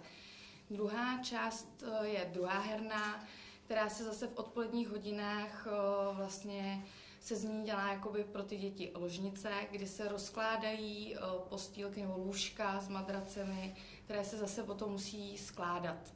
Takže je to i docela náročný pro tu učitelku, co tam je, která to musí stále prostě skládat, zase to složit. Je tam poměrně málo místa. My jsme přemýšleli, jak vlastně navýšit tu kapacitu tak, aby jsme měli nějaký prostory. Takže jsme přemýšleli, že bychom obecní úřad vlastně vystavili novej. Jedná se, já vám to ukážu v plánu takhle, já vám to pak pošlu kolovat. Takhle je stávající obecní úřad se školkou a tato část je obecní pozemek, kde by se dal vystavět nový obecní úřad. My jsme si nechali udělat i projekt, vám ho tady takhle pošleme, jak by měl asi nový obecní úřad vypadat. Potom vám řeknu něco k financování a výstavbě. Nicméně, když bychom udělali nový obecní úřad, tak by se nám ta kapacita mohla zvednout díky tomu, že nám přibydou 3 velké místnosti a 1 menší ze stávajícího obecního úřadu. Čím bychom mohli navýšit tu kapacitu mateřské školky o zhruba 20 až 25 dětí. Jelikož tady je plán předpokládaný nárůst obyvatel do 2 let o 250 lidí. Přičemž musíme počítat, že někteří se sem už nastěhují třeba s dětmi, nebo budou to asi povětšinu možná mladí lidé, to nevíme, nedokážeme říct, ale určitě by rádi využívali mateřskou školku. Takže si myslím, že tento plán, aby mohli umístit děti sami na vesnici a nemuseli je rozvážet v okolních vesnicích nebo potažmo až do Plzně, což je pro někoho nepředstavitelný, že by to byl dobrý nápad to zrealizovat. Celkově ta rekonstrukce by vyšla na 1 200 000. Je to hrubý rozpočet, může se to malinko lišit samozřejmě, není to napřesno spočítaný. Jednalo by se tam o nutné úpravy elektroinstalací, snížení stropů, z části by se museli předělat podlahy, nové omítky, výmalba, rozšíření šatny, nějaký ještě vybavení. Takže to by bylo asi k té mateřské školce. Pak vám řeknu, z čeho bychom to financovali po tom obecním úřadu. Obecní úřad, nevíme úplně přesně, jak by se na ten pozemek vešel, jestli vodorovně nebo svisle, to už dle projektů a odborných lidí, kteří by řekli na ty metry čtvereční, který je tam třeba. Pozemek, ten jakoby dům se tam určitě vejde. Teď jde o to, jakým způsobem. Financování tam je, ten projekt by stál 2 200 000, nechali jsme si to, udělali jsme poptávku u firem, za kolik by to dokázali postavit. Tak to je taky takový předběžný, není to nic napřesno spočítaný. Jak už tady paní Hyšková říkala, že ten nárůst obyvatel 250 lidí do 2 let, vlastně v současné době je průměrný příjem obce na jednoho obyvatele 11 500 korun. Přičemž, když to spočítáme, se taky pohybujeme skoro na 3 milionech. Takže tam bychom dokázali obecní úřad plně ufinancovat sami. A ještě z části bychom mohli ufinancovat tu rekonstrukci mateřské školky. Přičemž můžeme ještě žádat o dotaci vlastně na dotaci z odboru školství a sportu Krajského úřadu Plzeňského kraje, kdy vlastně tam je to zase podle vyhlášeného titulu, kolik by nám dali, kolik je tam vyhlášeno, kolik bychom dostali peněz na to. Takže to by bylo asi k tomu tématu. Asi všechno, co mě teď takhle napadlo. Spíš, že si vás by něco zajímalo ohledně toho. No, tady do toho nic není, ale když stavět národní výbor, nebylo by lepší školku, než to, když tady všechno opravovat, snižovat, děti v poschodí, děti dole, to tedy nevím. Když to vemete... Už do toho říkám nic není, ale jenom můj názor si říkám, jo. Tak některý budou dole, některý nahoře, učitelky budou lítat sem tam a dále se postaví, to tedy nevím. Tam v rámci té mateřské školky a vlastně toho nárůstu i těch dětí se jedná o to, že vlastně bude muset být i učitelka navíc. Jo, takže tam už vlastně... Zase by takhle školka byla pohromadě. Než stavět novou školku, ale dneska jsou ty v takové kapacitě stavět velkou školku, tak to by se nepodařilo. Stejně by museli po schodech nahoru. Na jídlo třeba, tak by museli nahoru dolů víc, takové krávy na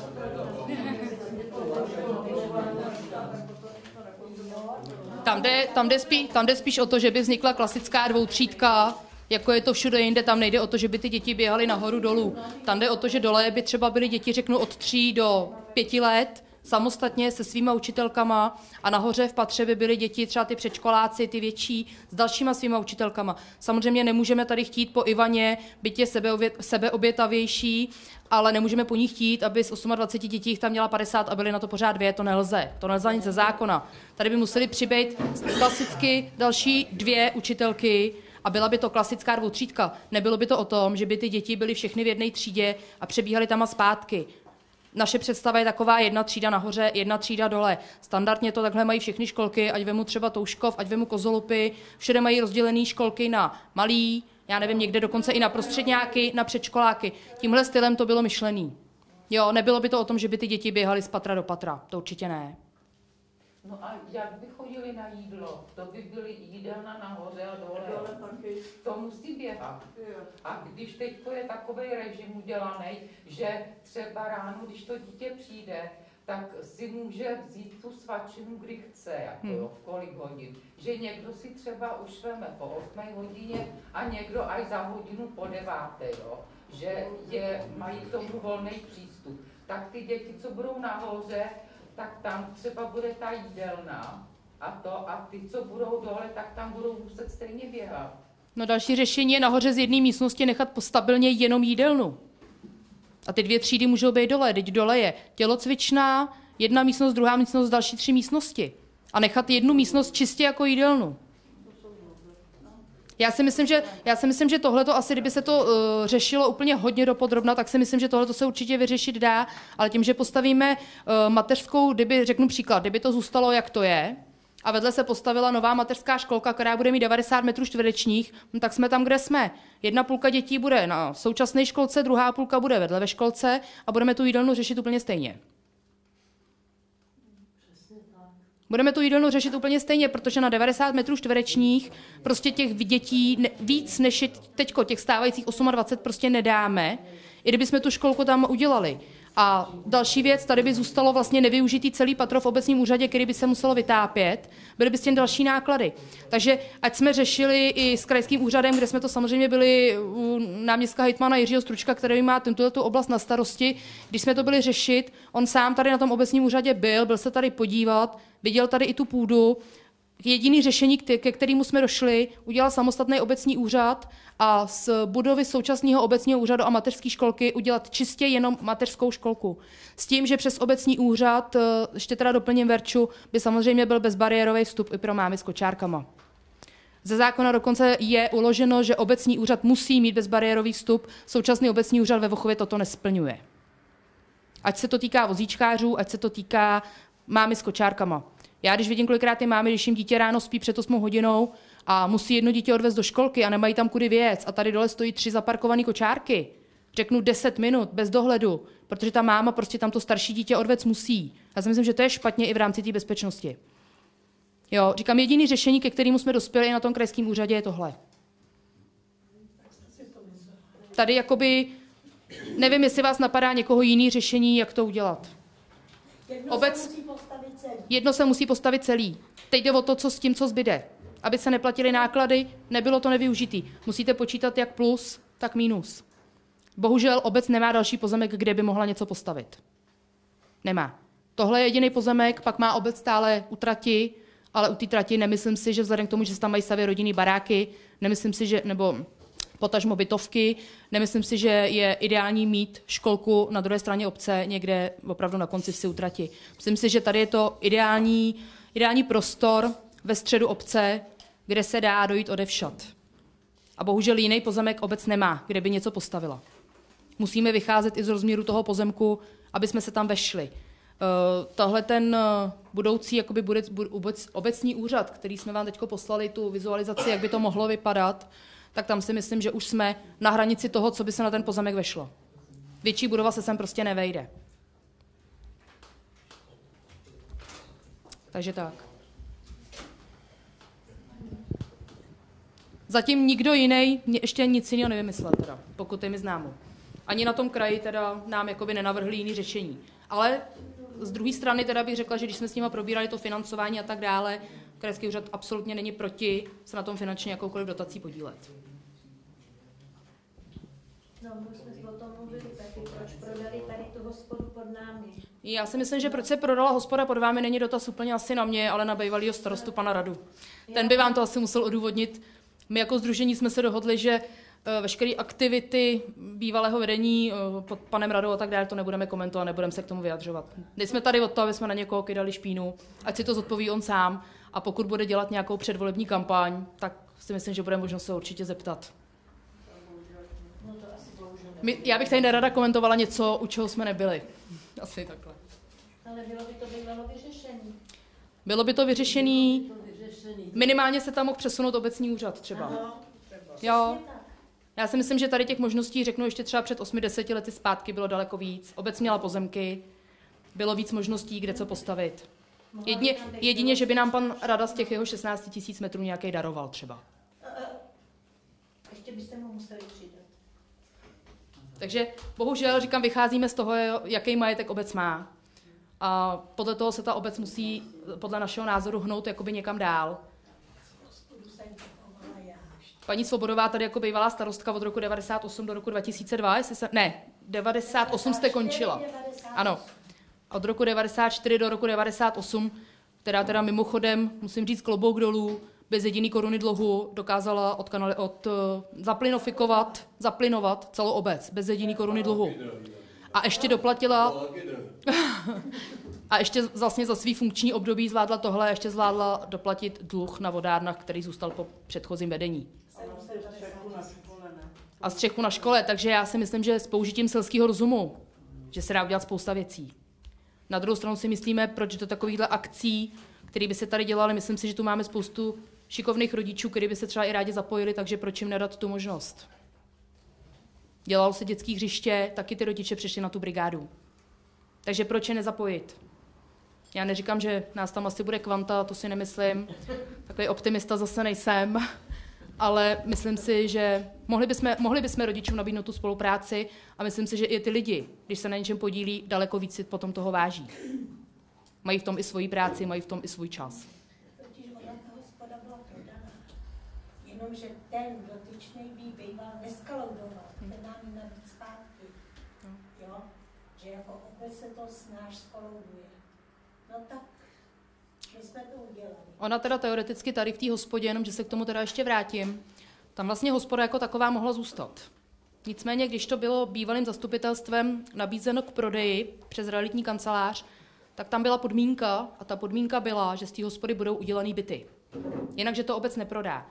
Do dneška leží na úřadě žádost o odkup od paní, jméno si teda nepamatuju, vím, že paní je ze Škvrňan, která tehdy v té době, kdy se to prodávalo, nabídla odhadní cenu, za kterou to bylo tenkrát jakoby prodávaný, tak nabídla tu nejnižší cenu. Chtěla tady zachovat hospodu, chtěla to rozšířit o sál a chtěla tady do 2 let zbudovat mini pivovar.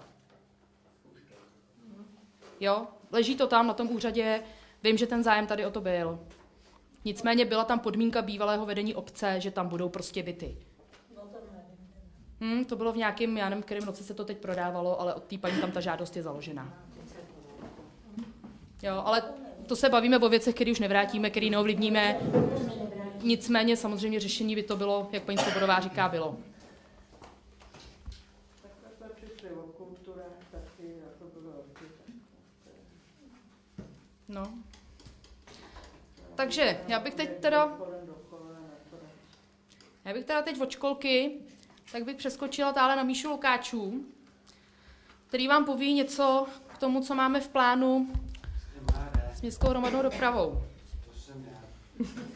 Lukáš, mě neznáte, mě neznáte.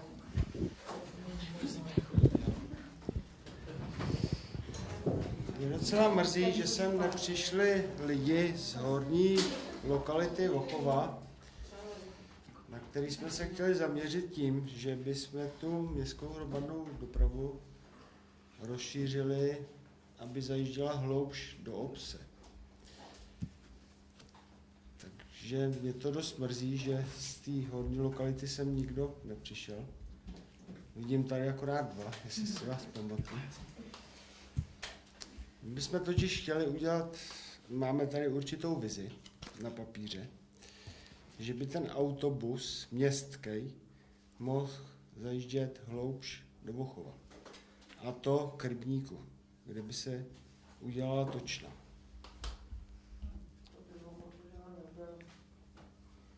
Další takovou, že by se sem mohly zavést i noční spoje.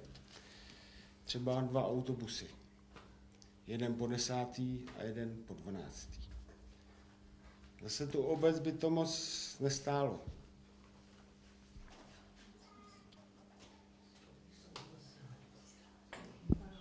Jedná se taky o to, že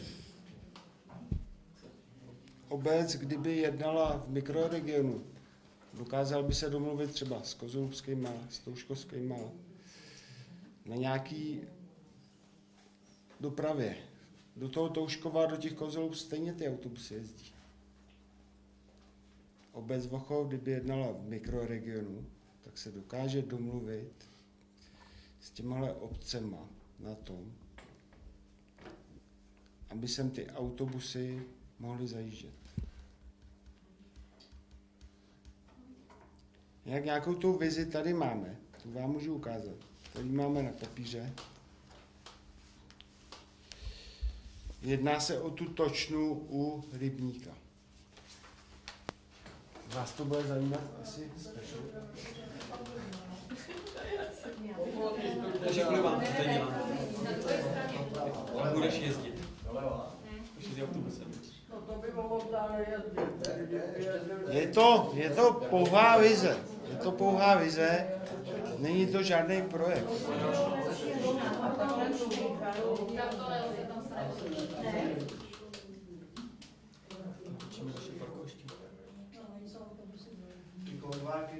Kloubák potřebuje podle zpráv dopravních podniků 16-metrový záliv. Nahoře nejsme schopni udělat kolem Špejkanu, což byla jedna z variant, nebo to čisté. A nebo po nové cestě, jak to vyspátky. Ta nová cesta si myslím, že úplně na ty autobusy není stavěná. Vzhledem k tomu, že tam jsou zaparkované auta po stranách. A no, nevím, tam si myslím, že asi by nám to... Si myslím, že tohle je ten nejlepší nápad, který může být. A to je krátký, to za to nestojí. Ale pro tu horní lokalitu, jako tohle je nejlepší řešení. Já teď můžu říct, já bydlím na Hořevské lokalitě a myslím, že ten autobus nám tam docela chybí, protože já mám manželku, teda přítelkyni, teďka se narodilo dítě a i z toho kopce a s tím kočárkem potom zase do kopce a až na vlak, je to docela dálka. To by to mělo být až jenom ke hřišti, ne? Tam to bohužel nikde nejde udělat. Že to zase nesplňuje určitý normy. K tomu bylo tady a co já teda jsem slyšel od přítelkyně, já to nechodím, já jsem to šel párkrát, ale už jenom jít ten kopec sem k tomu autobusu ráno nebo k vlaku, jít ráno, tak tam by se třeba jenom slyšel kopec, jo? Je to jenom sejít a večer nebo odpoledne zase jít nahoru. Tady jít tu dálku od toho vlaku, je to přece jenom daleko, takže ono zajet, je to kousíček, ale za ten týden, kolik se nechodí... A je to nejschudnější řešení by tohle bylo. Teďko špekulovat o autobusu a o točně si myslím, že když se rozkope cesta, pak se dělá kanál. No ale při té cestě už by se třeba mohlo dělat ta točna. Už by to mohlo být v plánu. Jo, už s tím prostě kalkulovat, už s tím počítat. Kdyby se to dalo v souvislosti rovnou, jako navázat to rovnou na tu komunikaci a rovnou i tu točnu. A ty noční spoje, vím, když jsme se o tom bavili dále třeba s paní Kokoškovou, která jezdí do divadla, že v noci potom v 11 hodin se motat někde po hlavním vlakovém nádraží. Musela jsem úplně přestat, protože spoje, jaký dneska jsou a jak vypadá Plzeň a jak vypadá hlavní nádraží, zrušili tam kasino, kam se byla čekárna. No, přišel policajt, ukažte mi jízdenku. A byl pryč a mohla jsem jít na van, když jsem chtěla ve 3:45, pardon. A když potom dneska tam je čekárna otevřená, nevíte, kudy jít, jak jít, už z toho divadla, ten pocit je hrozný. A když tadyhle by bylo autobus, zastávka u divadla, jak je, v 10 hodin, to je krásný. My jsme si mysleli, jakoby tyhle, co se týče, nebo týká těch nočních spojů, udělat je na pátek a sobotu, po 10. a po 12. hodině. Už se to řešilo v návaznosti na schůzku na dopravních podnikách v loňském roce v lednu, tak se to řešilo někdy, řeknu, v únoru, v březnu v loni na zastupitelstvu. Bohužel názor zastupitelstva byl takovej, že, teď budu citovat, když chce jít někdo někam chlastat do Plzně, tak ať si domů zaplatí taxíka. Já se připojím. Je to citace, není to můj názor. On byl názor taky takový. Na co potřebují vlak, na co potřebují autobus a těmi autama. No, a kde to auto každý má? Jinak já bych se ještě vrátila k nákladům. Ten jeden noční spoj, vzhledem k tomu, že do těch Kozolů už jezdí. My bychom se podíleli jenom částí, takže ten jeden noční spoj by vyšel obec na 80 korun. Jenom abyste věděli, že se nebavíme o nějakých tisících, 10 tisících. Jedná se o 80 korun. Nechali jsme si to spočítat na dopravních podnikách. To je jeden spoj sem. Sem a zpátky. Jakoby za ten víkend, pátek, sobota. Tak, že by jel, nebo takhle. Když by jeli ty spoje 2, tak je to 80 korun za ten den. Tak. Naše taková vize je, že by ten autobus jezdil zpátky na sobotu, většinou lidi jezdí do Plzně, do divadel a tak dále, a ze soboty na neděli. Takže by se jednalo o 4 spoje. A jako lidi z odpolední? To má... Po 10. hodině odpoledně do 10. A ten jede jako nějaký v týdnu? Nejde. Nejde. O to by se mělo jednat, Ale protože hromadu lidu dělá odpolední směny a o ty by se mělo jednat, Ale my jsme o abyste tom dostali mluvili, domů. že by jeden jel po 10. hodině večer z Plzně sem a druhý... Jenom sobotu říkáš. Zpátka na sobotu, ze soboty na No neděli. jo, ale jak tady do ty lidé se mají dostat z odpoledních sem? Já si myslím, že tohle je věc jednání s těma dopravníma podnikama. Oni proti tomu určitě nebudou. Tady se jedná jenom o ty, co jezdí tedy do divadel nebo někam na mejdany, nebo ty, co chodí normálně do práce. Dá se to, pokud, jako pokud bude zastupitelstvo schopný odsouhlasit navýšení částky dopravní podniky, proti tomu určitě nebudou. To se jedná o to, aby kolem 11 ty lidi se sem dostali, ne? Hromadu lidu třeba se může jít na odpoledně jenom kvůli tomu, že se sem nedostanou. A o to se jedná. Tak ještě jezdí tady vlak, teď dojezdí vlak. Je to samozřejmě, říkám, je to věc jednání, je to věc budoucího zastupitelstva. Jo, další věc, o čem jsme se bavili. 10:57 jezdí vlak. Ráno v 7 hodin. No tak o co tobě šlo? Ty lidi taky třeba od toho vlaku. O ten čas. Tady jde o především víkendový spoje. A kde máš čekat do těch 11 hodin? O co to mě šlo? Ano, přesně to už jsem taky slyšela. Kdo tam chce, ať si to zařídí, jak chce. A především, co jsem tady říkal, jde tady o to přiblížit tu městskou hromadnou dopravu lidem, který bydlí v horní části Vochova. Protože jako z horní části Vochova jít 2 kilometry na autobus, tak koho by to bavilo? A ještě se bude stavět dál. Tak rozbouráme špejka. Takže s nějakým takovým řešením jsme tady přišli. Sice je to, co jsem poslal mezi vás, je to vize, ano, uskutečnitelná. Jak by to šlo jakoby řešit? Další věc je, že tady by mělo dojít i k optimalizaci vůbec jakoby toho napojení do MHD. Tady se ráno v 7 hodin potkávají 4 autobusy v rozmezí 10 minut a pak jede další v poledne. Proč? Proč třeba nejde další v 10 hodin a ráno ty autobusy stačí 2? Jedou 4 a všechny jsou poloprázdné. A je to opravdu v rozmezí 10 minut. Jede MHD, jede linka. Jo, takže proč to jakoby nedošouknout tak, aby se, já nevím, třeba v 2hodinovém intervalu, aby se pokryl celý den. Myslím si, že není smysl toho ráno nahusit autobusy na 7, a pak si všichni počkají do 1 hodiny, než pojede další. No ale v 9 jede od silnice, 10 minut po 8 jede na silnice. No není, že jsme bez. Já neříkám, že jsme bez, teď se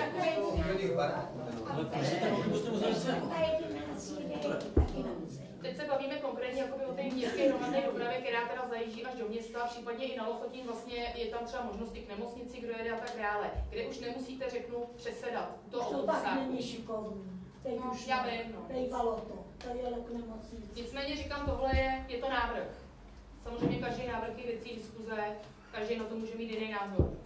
No a tady se jedná o ty lidi, co staví noho, že ty nový byty a všechno, že to je sem 2 kilometry, to bude. Je. To všechno bude fungovat, jak si fungovat má, tak třeba k tomu dojde.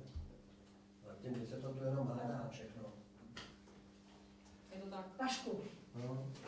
Co odešli ty starý zastupitelé, tak od té doby, co už se tam střídají ty mladí, tak to nestojí za nic. A to říkáte, nebo o co policie starší, jo? Ale já už to taky nedek, jo. Ale mladí aj to, stále buď bydlí za hřiště, staví se parcely. Ty by tu měli být. My si potom můžeme jenom, my řekneme, co to bude. Já ani neumím jezdit autobusem, když na to přijde.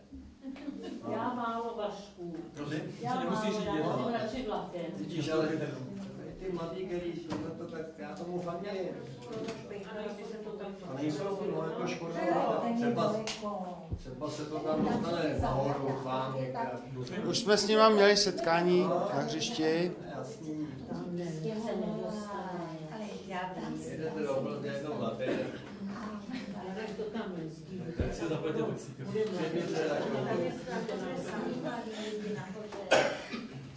Takže já bych teď ještě poprosila dále Kubu, Křehlíka.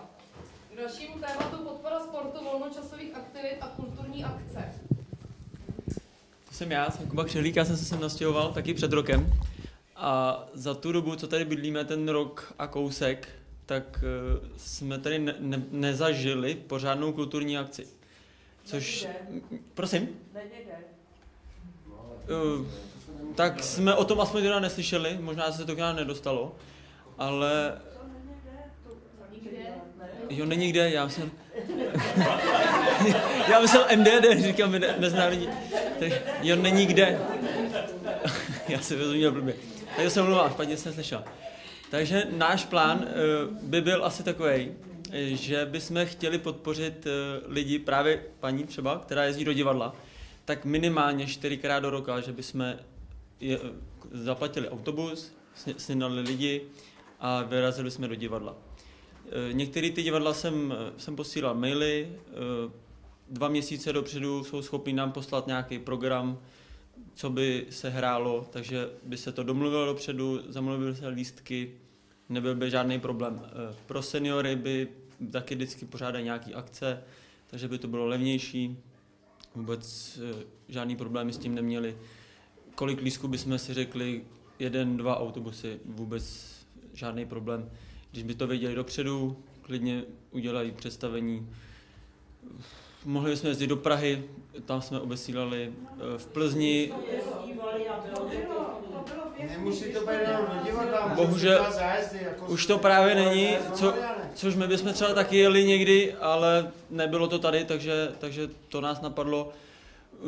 Teďka v úterý jsme byli, většina byla s náma v těch Mariánkách, to bychom taky chtěli podpořit nějaký takovýhle jednodenní akce. Určitě jsme si to užili, mně se to teda líbilo, což by mohli jezdit jako i rodiny, mohli bychom takhle vyrazit kamkoliv.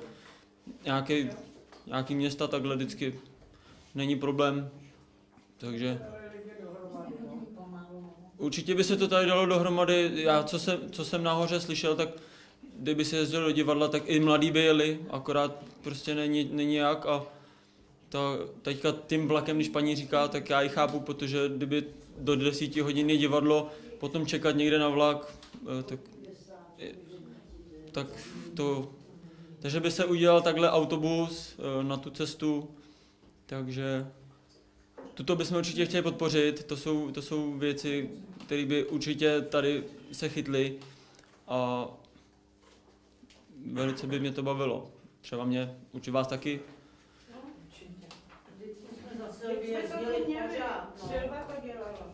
Silva to dělala, bohužel skončila, takže... Já vím, ale bylo to fajn.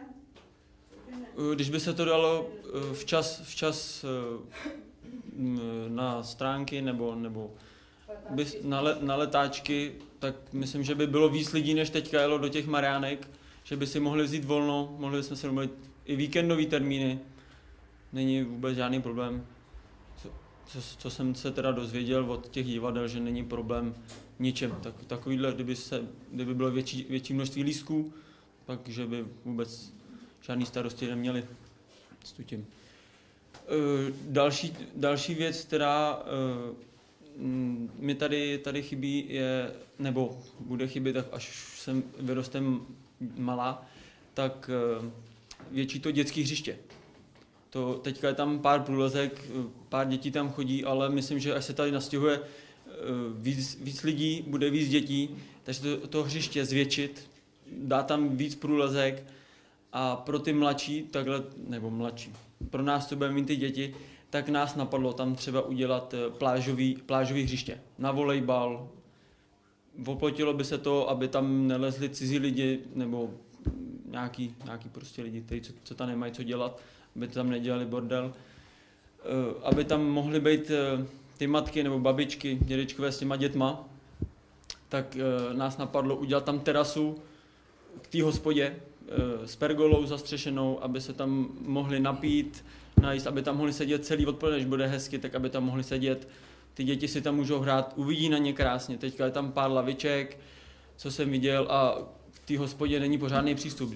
Hospodský to ven nevynáší, takže když si pojde někdo pro pití, to dítě je nehlídaný. Takže naše vize je taková, že by se tam udělala nějaká terasa, pergola, aby bylo vidět na ty děti. Trošku to rozšířit, tam to dětské hřiště, aby ty děti si měly kde hrát, protože teďka je tam pár průlezek a určitě, aby se tam nepoprali potom. Co jsem zapomněl ještě? Já bych možná ještě jenom Kubu doplnila, že bychom se chtěli vrátit k tomu, jak byl ten sportovní areál, ještě řeknu před rokem a půl zpátky využívaný. Platí se tam správce. Neříkám, že všechny náklady na správce ve výši 100% se vrátí. Nicméně trénovala tady celý léto Viktorka U19, platili za to. Trénovalo tady Senko, platili za to. Hrál se tu americký fotbal, platili za to. Hrálo se tady rugby, platili za to. Řeknu příklad, třeba jenom ta Viktorka za ty 2 měsíce, tak zaplatila obci v průměru 23-25 tisíc za ten pronájem, za ty prázdniny. Když se to nasčítalo, většina nákladů na správce, na sekání, lajnování a tak dále byla zaplacená. Bohužel na nedávném, řeknu půl roku zpátky, zasedání zastupitelstva finanční výbor navrhl, že částky, za které to hřiště pronajímaný, jsou malý. Mám za to, že to navýšili za tréninkovou jednotku na 1500 až 2000. Bývala to částka 400 korun. Samozřejmě za částku 1500 2000 vám tam nikdo nepůjde, nikdo to nebude platit, příjem žádnej, ale náklady stejný. Takže bychom i chtěli, aby se prostě tohleto sem na to hřiště vrátilo. Já si myslím, že to je pěkný areál. Proč ho nevyužít? Proč by se část nákladů neměla vrátit? K tomu dětskému hřišti bych ještě jednou doplnila. Uvažovali jsme i o tom venkovní cvičící prvky pro dospělí. Když už tam ty rodiče budou. Koukala jsem na to teď v Plzni, v Božkově, tam otevřeli ten nový park. Je to docela plně využívaný. Není to úplně tak nákladný. 4 ty venkovní cvičící prvky stojí řádově mezi 35 a 30 tisíci. Mluvil Kuba o hřišti na beach volejbal, na plážový volejbal. Náklady na vybudování hřiště 10 tisíc.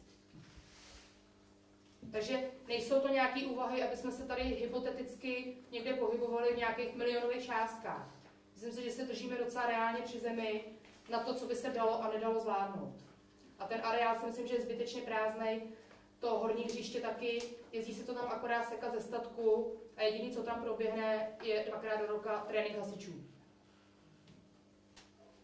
Letos teda dětský den, že tam přesunuli, že nebyl na hřišti, že toho nebylo tolik, takže se vešli teda nahoru. Myslím si, že by se mohla obnovit drakiáda, kuličkiáda, to, co se tady s tím prostě, s čím se tady před těma 4 lety vlastně začínalo, tyhle ty akce. A kam ty lidi, musím říct, opravdu chodili, protože myslím si, že v loňském roce, pro mě, tím, že jsem to tak nějak jakoby řešila, tyhle ty kulturní akce, pro mě to byl docela úspěch, paní Kratochvílová to ví, bylo tam, já nevím, řeknu 180 dětí, 150 dětí, odhadem. K tomu všemu samozřejmě byli rodiče, jsem tam nějaká babička, dědeček, myslím si, že to hřiště bylo poměrně dost využitý. Já si myslím, proč tyhle ty akce pro ty děti nedělat. Nikdy to nebylo hrazený 100% z obecní pokladny, vždycky zhruba na minimálně polovinu, většinou na 3/4 se sehnali sponzoři, aby to obec tolik nestálo. Ať už to byly ve formě jakoby bonbonů, lízátek, anebo ve formě jakoby finančních částek, které na základě smlouvy posílali na účet obce. Takže vždycky se to dalo nějak vyřešit, aby to tu obec tolik nestálo.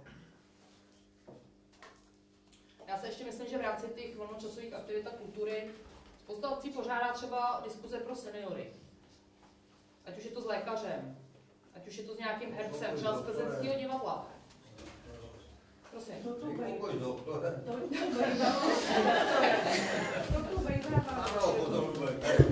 Bývávalo to tady, když byl Červený kříž. Červený kříž musel být zrušený v 90. roce rozhodnutím zastupitelstva obecního úřadu, ne zastupitelstva, ale úřednice, tak tím padlo všechno. Já si myslím, že tady je spousta možností a my samozřejmě budeme rádi, když třeba lidi by se jako připojili, buď se chtěli na něčem podílet, nebo i jenom s tím nápadem, kdyby přišli. Myslím si, že spousta věcí je realizovatelných, jenom prostě přijít s tím nápadem. Každý ho nenapadne všechno. Každý na to má jiný pohled, ale jako proč to neříct? Proč ten nápad neříct, proč s tím nepřijít? Něco jde, něco nejde. Tak. A na tuto bych teda rovnou navázala.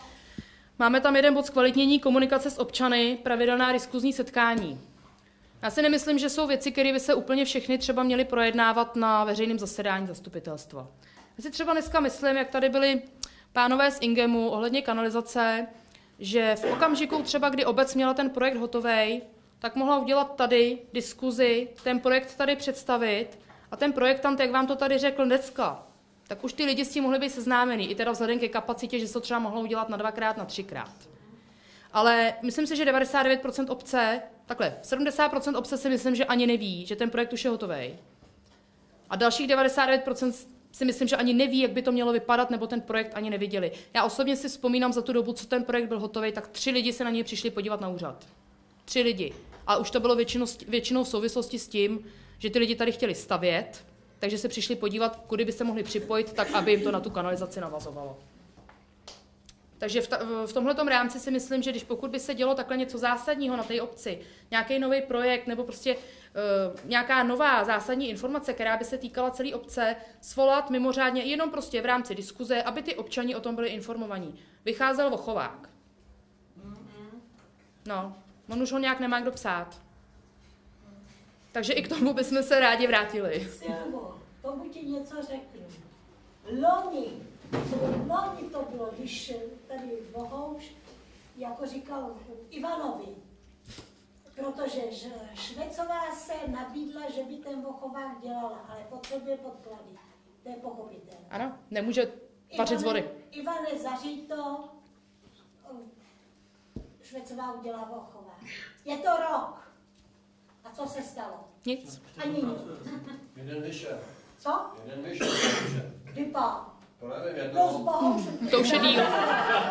Žádný rok, tak to už je díl. Pane Sládek, to už je díl. 3. To už je díl. 2 vyšly. 3. Ten druhý já nemám. Nicméně rádi bychom se k tomu vrátili, aby prostě aspoň jednou za 3, za 4 měsíce, nemusí to být o rozsahu, řeknu 27-30 stránek, ale aby třeba lidi z toho měli tu informaci, že dojde ke změně jízdních řádů. Ne, každý to zaznamená. Docela vím, že se do toho Vochováku osvědčilo, že jsme tam ty jízdní řády dali, pak prostě chodili lidi a říkali, my jsme si ho skovali, my tam máme ten jízdní řád. Dávali se tam usnesení ze zasedání zastupitelstva. Kdo na něm nebyl, kdo nemá web, mohl si to doma přečíst. Ne, každý má internet. To si nebudeme říkat, to tak není. Že jo, paní Soborová? No vidíte to, a jste spokojená, jste možná spokojenější než my, co ho máme. Mladý to dá neměl, protože... Ale to má, mladý a to vidíte, tak to je informovaná. Takže říkám, i k tomu Vochováku bychom se chtěli zpátky vrátit. A teď tady mám takový docela zajímavý bod. Dost lidí už se mě zeptalo, jak jsme to mysleli.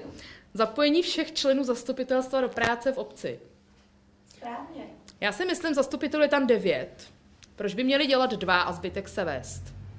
Je tady školka, je tady údržba zeleně, jsou tady hasiči, budou tady kulturní akce, je tady sport, je tady spousta věcí, je tady 9 zastupitelů, každý ať se vezme na starosti to svoje, ať se věnuje tomu jednomu, jednou za měsíc, za 3 neděle, nevím, na pracovní schůzi, ať řekne ano, byl jsem tam, je tam takový problém, nebo je tam všechno v pořádku. Myslím si, že nikoho z těch zastupitelů nezabije, když jednou za měsíc napíše půlku A4, jaký z té schůzky byl závěr, já nevím, třeba řeknu, ve školce je třeba vyřešit novou elektriku, teď plácnu. Není problém si myslím pro každého napsat půlku stránky, jaký z toho ten úkol je, co z toho vyplývá. Další věc, myslím si, do současné doby to bylo do loňského února, než mi pan Lavička řekl, že na pracovních schůzích nemám co dělat, protože nejsem členkou zastupitelstva, dělal se zápis. Už se nedělá. Šlo tam o to, že se něco projednalo na pracovní schůzi, za týden na to bylo řečeno, že o ničem nikdo neví. Je to špatně. Podle mého názoru by se měl udělat zápis z pracovní schůze, jasně stanovit úkol, jasně stanovit, kdo za ten úkol bude zodpovídat, kdo ho bude řešit a dokdy dá třeba informační nějaký, jak se to hejbe, třeba za 14 dní, dá tam termín. A na příští schůzi zkontrolovat ty daný úkoly, jestli byly splněny nebo ne. Pokud ne, a ten člověk řekne, já na to nemám čas, ať se na mě nezlobí, neměl v zastupitelstvu co dělat a nemá do toho lézt. Tohle není funkce, kterou člověk bude dělat kvůli penězům. Tohle není funkce, kterou člověk může dělat kvůli penězům. Tuto musí člověk dělat, protože pro tu obec chce něco udělat.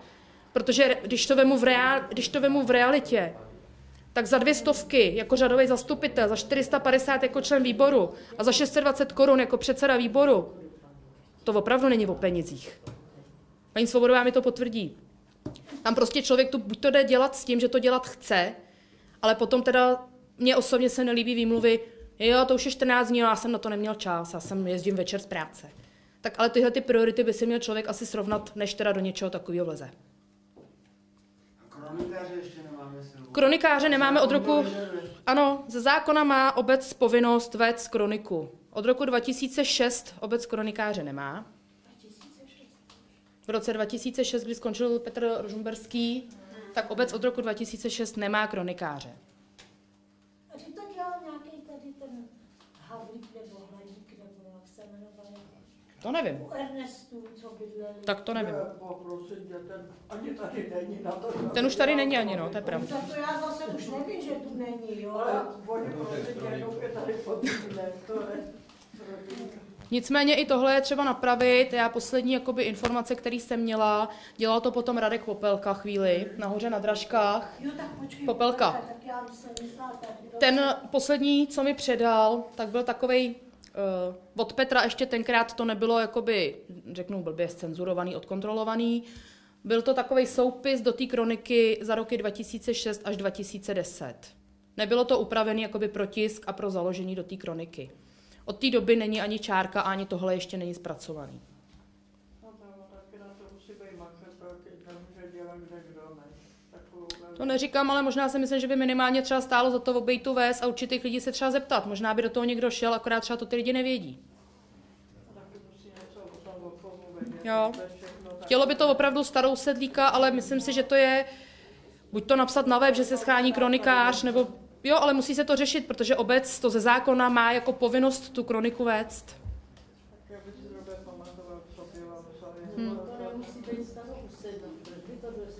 Může to být někdo, kdo se zajímá o historii třeba. Kronika se vede současná a potom je až zase, co v té době bylo, kdy to začalo. To je kronika je současnost. A ne to, co bylo.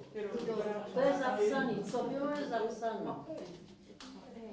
Takže od nás asi takhle vše. Jestli máte někdo nějaký dotazy, jestli vás ještě napadlo něco, na co byste se mohli zeptat, nebo něco, na co jsme třeba my zapomněli. Ptejte se klidně. Co vás něco napadá? Doufám, že nebudete rušit hasičárnu. Hasiče vlastně. Paní Choňová to už mají naplánovaný jiný. Ty už měly být zrušený za mě. No. Já jsem to držela. Já ale nevidím důvod, proč by se hasiči měli rušit. Jakákoliv akce, ty hasiči tady odnesou všechno a zadarmo. Ale obec bez hasičů není. To nejde. A hlavně, já teda nevím... Obecní úřad moc zrušit hasiče? No to právě se chci teď k tomu vrátit. Obecní úřad je může zrušit. O to jsem se ani nestarala. Obecní úřad je může zrušit, ale... Já jsem je chtěla udržet, jo, a... Kdyby byl nedostatek členů, tak se rozpadnou sami, tomu bych věřil. No. Jako aby obec řekla, já nevím, tady je členů 50 a řeknou, my vás zrušíme, tak to asi ne. No obec to může udělat, ale bohužel obec za to má takový sankce, protože v okamžiku, kdy už jednou tady ty hasiči jsou a obec by je chtěla zrušit, tak musí zajistit to, co tady ty hasiči zajišťovali. Musí zajistit na okolních obcích, ideálně v Plzni, vlastně na krajském operačním středisku. Protože pokud by se tady něco dělo, a jsou to takový ty, řeknu, menší zásahy, včely a tak dále, na který jezdí místní hasiči, musel by to zajišťovat někdo jiný. Ten někdo jiný nám sem nebude jezdit zadarmo. Takže tam se platí paušální částky a za zrušení hasičů na obci, kde fungovali, je pokuta 1 milion korun krajskému úřadu. Takže není to úplně sranda a už vůbec ne levná zrušit hasiče. Když pominu, že v první řadě je to samozřejmě nesmysl. Já jsem pozorovala kluky taky 7krát, 8krát za týden byli na včelách. Ještě i minulý týden byli na včelách, což mě docela překvapilo, že je chladno, ještě byli likvidovat včely. Nahoře u kontejnerů, no, u vás.